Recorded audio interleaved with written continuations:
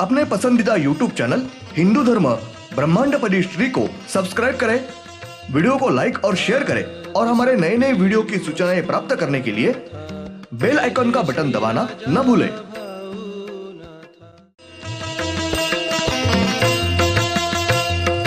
आरती सप्रेम मस्को बाना था, जय जय श्री राजा भाऊनाथा। ॐ भूर्भुर्गव आदिशक्ति ब्रह्माण्डच्च दिव्यशक्ति प्राप्त्यर्थच्च परमेश्वराय नमेन गायत्रीयं कालभैरव दिव्यशक्ति नमो शिवाय। ब्रह्मांडपदी श्री सप्तशक्ती महाग्रंथ, ब्रह्मांडपदी श्री सप्तशक्ती महापंथ। सत्य हाच धर्म, जसा खवळलेला समुद्र, जसा पूर्ण आकाश, जसा सूर्य, तसा मी। शिवोहम। पिछले यानी भाग 272 में हमने देखा लिंग श्री महेश, श्री शिवशंकर, इनके बाएं पैर में से निकली दिव्य ज्योत मूल 7वें ज्योतिर्लिंग। 8 श्री मारुति, श्री शिवशंकर, इनके पूंछ में से निकली दिव्य ज्योत मूल 8वें ज्योतिर्लिंग। 9 श्री वीरभद्र, श्री शिवशंकर, इनके बाएं आंख में से निकली दिव्य ज्योत मूल 9वें ज्योतिर्लिंग। अब देखेंगे भाग 273। 10 श्री गाय, श्री शिवशंकर, इनके दाएं हाथ में से निकली दिव्य ज्योत मूल 10वें ज्योतिर्लिंग। 11 श्री कछुआ, श्री शिवशंकर, इनके दाएं पैर से निकली दिव्य ज्योत मूल 11वें ज्योतिर्लिंग। 12 श्री नारियल, श्रीफल, श्री शिवशंकर, इनके तीनों ही बाहों में से एक एक दिव्य ज्योत बाहर निकली और वो एक साथ विलीन होकर एक ही दिव्य ज्योत निर्माण हुई और वही ज्योत मूल 12वें ज्योतिर्लिंग। श्री शिवशंकर, इनके सीने के ऊपर 3 बाहु है, 2 बाहु पुरुष और 1 बाहु स्त्री का है। उनके सीने पर के बाएं बाजू का बाहु में के दिव्य ज्योति से श्री नारियल का कवच, दाएं बाजू में के दिव्य ज्योति से अंदर का भाग नारियल और दोनों बाहु के नीचे बीच के बाहु में के दिव्य ज्योति से श्री नारियल के अंदर का पानी अमृत।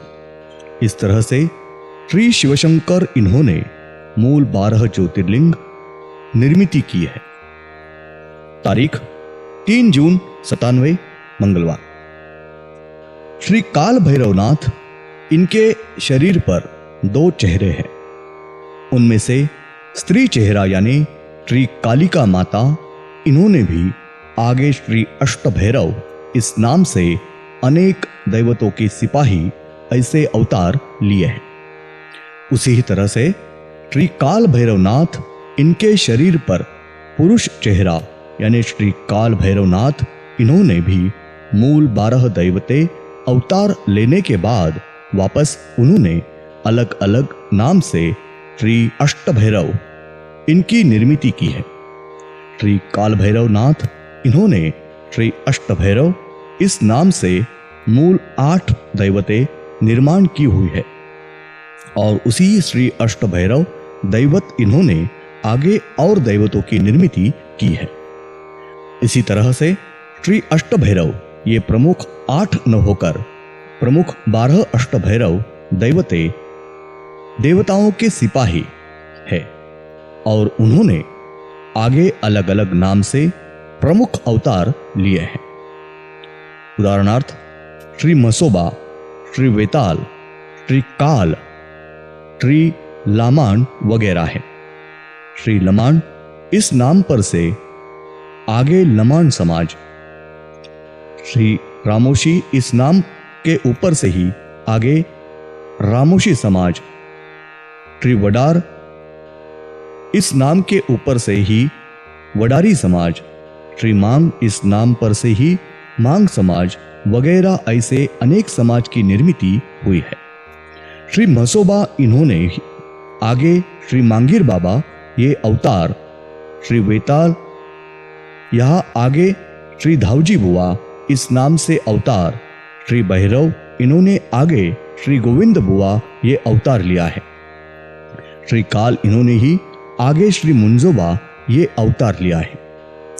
श्री अष्टभैरव, इनमें श्री कुत्ता और श्री रेड़ा ये भी प्रमुख अवतार है। तारीख 4 जून 97 बुधवार। ब्रह्मांड में सीधी खड़ी एक रेखा में अपनी पृथ्वी पकड़ के कुल 12 पृथ्वी है। इस हर एक पृथ्वी के अंदर श्री वज्रेश्वरी देवी, इनके जो प्रमुख स्त्री रूप में के 12 अवतार है, वो एक एक अवतारी स्त्री दैवतों का वास्तव्य है। और बाकी के जितने भी पृथ्वी है, उन सब पृथ्वी के अंदर श्री काल भैरवनाथ यानी श्री कालिका माता, इनका स्त्री अवतार दैवतों का वास्तव्य है। उदाहरणार्थ श्री कालिका माता, श्री रेणुका माता, श्री कालुबाई माता और श्री तुलजा भवानी माता और अन्य इनके अवतारी स्त्री दैवतों का वास्तव्य है। ब्रह्मांड में के अपने सूर्य के ऊपर काल भैरव, इनकी निर्मिति हुई है।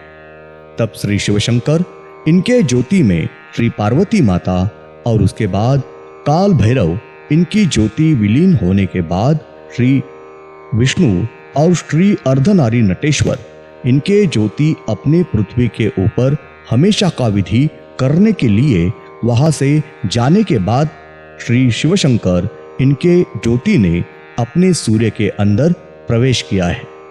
और श्री विष्णु, इन्होंने अपने पृथ्वी के ऊपर सब विधि पूर्ण करके पहले कुत्ता और बाद में सुअर, वराह ये प्राणी निर्माण करके उनकी वंश परंपरा शुरू करने के बाद उन्होंने पहले मयूर और बाद में मुर्गी ये पंछी निर्माण करके उनकी वंश परंपरा शुरू की है।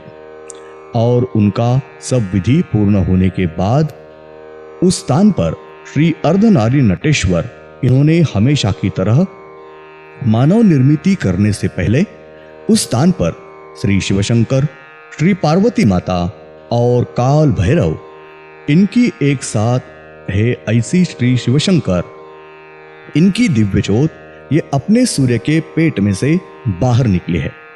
और वो ज्योत अपने पृथ्वी के ऊपर जिस स्थान पर श्री विष्णु और श्री अर्धनारी नटेश्वर थे, उसी स्थान पर उनकी ज्योत आकर रुकी है।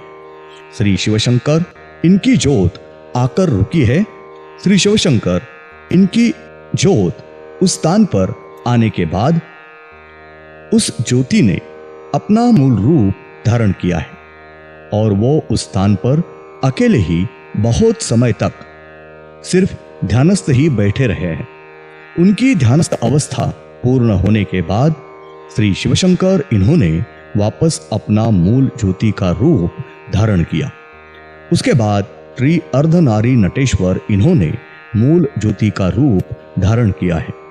और दोनों ज्योति यानी श्री शिवशंकर और श्री अर्धनारी नटेश्वर, ये दोनों ज्योति एक साथ विलीन होकर उस स्थान पर एक ही श्री शिवशंकर, इनकी ज्योत निर्माण हुई थी।